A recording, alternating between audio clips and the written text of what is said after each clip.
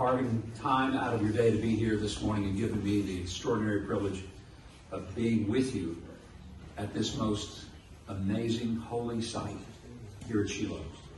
Having been here before, I'm never here when I'm not moved emotionally to realize I'm standing in the very place where years ago God's people built the tabernacle and they worshiped and they went through an extraordinary process of building their place here in Israel as their home.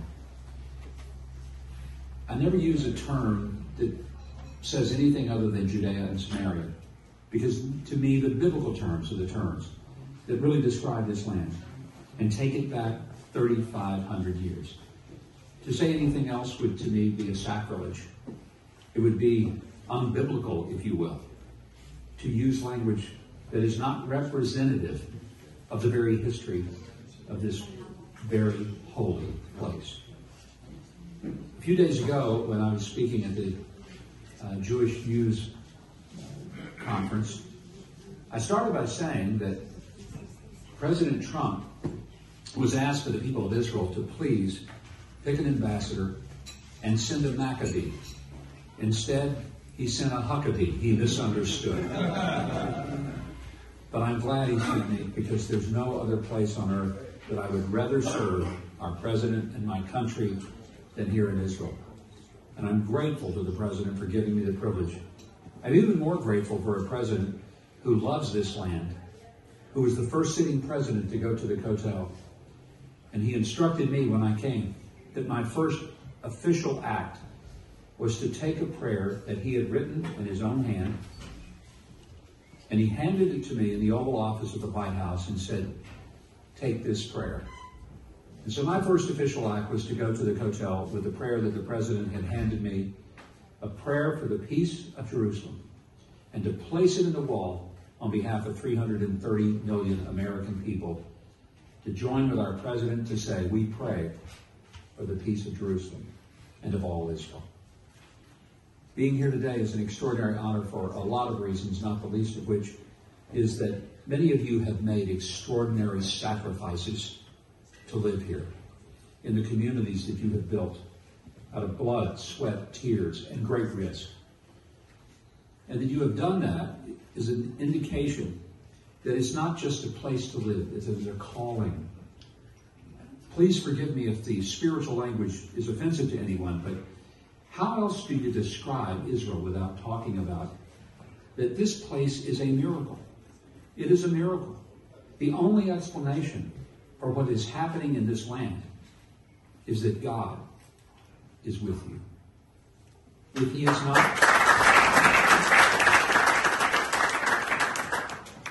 I try to remind people that the reason that I find this so overwhelming to be here is not because I'm Jewish, because all of you know I'm not.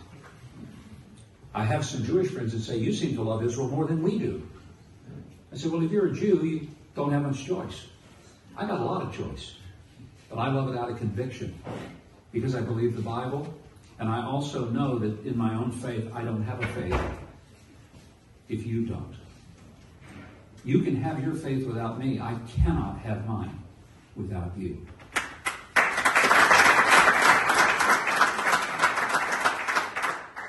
In fact, the way I try to say it is simple. I owe you a great debt. I hope to be able to repay a little bit of it in my service as ambassador to the state of Israel. But the debt that I owe is a debt that is not geopolitical. It is a debt that is spiritual. It is a debt that understands that in the beginning, God created the heavens and the earth. And that God chose his people, his place, and his purpose. And he used the Jewish people to be a revelation to the world of who he is and his law, to describe how we're to live. To put in simple terms, the likes of which I grew up with in South Arkansas in the United States, he made up the game. He gets to make the rules. And if we play by those rules, we win, we live.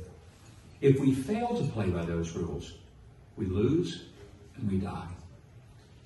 The Jewish people represent playing by his rules. And it's one of the reasons that so many people across the earth and so many people across the ages have sought to kill every last Jew on earth. People wonder, why is anti-Semitism on the rise? Why is it that sometimes people have a disproportionate, irrational hatred of the Jews? It's because they really don't just hate you. They hate God. They hate his law. They hate the truth. They hate that which is right. They wish to live as it was in the time of Judges, when everyone did what was right in his own eyes. And that's why, because you represent God's entry into the world, God's choice for this land and his people, it's why you end up getting on the worst end of it.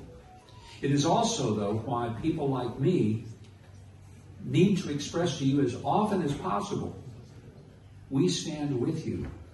You are not alone, nor will you ever be, because there are many of us in this world and in the faith who recognize that not standing with you is not standing with God.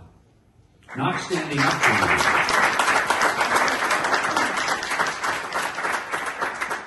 Not standing up for you is to our own detriment. I believe in the simple realities of the Bible. Those who bless Israel will be blessed, but those who curse Israel will be cursed. I can't speak for anyone else, but I'd rather be blessed than cursed. I come today to stand in solidarity with you with a great sense of opportunity and aspiration that we will be able to work together for an Israel that sees peace.